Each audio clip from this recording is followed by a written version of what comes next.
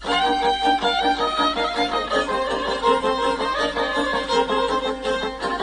je ovo moj milijarane, grlo pjeva suze idu same. Poslušajte našu pjesmu novu, pisa sudbinu surovu, od kolegi sotrinskoga kraja, izbog činje sela Hajma Glaja.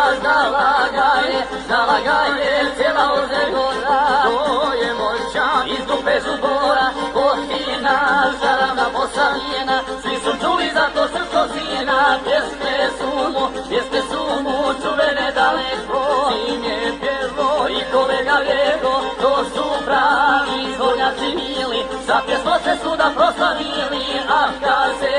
A kaseta kad izađe nova, prepuna je najboljih mitova, sve do rata zajedno pjevaše, mora doše pa se rastadoše, kao što su Ivica i Vlado. Mili Bože, ko bi se to nado, gajem prosto paklenoga ljeta, umjesto se sudbina propleta, u septembru kad je bitka mila, i za odžren borba se vodila, smrto rani moću iz umora, za njih plače cijela Ozegora.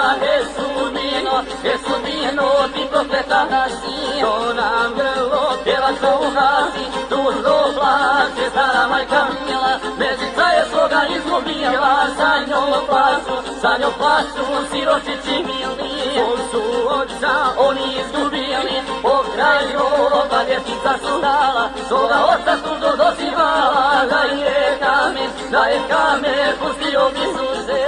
Sudbino, što nam oca uze, to je bilo poslušati, kada zlato progovorim taki, zlu sudbinu poče proklinjati.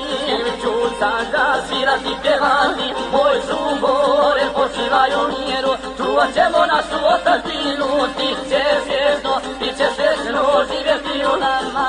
U sjećanju sa tvojim pjesmama, gorka tuga srca će moriti, gorka tuga srca će moriti, u njima ćeš vječno žuboriti.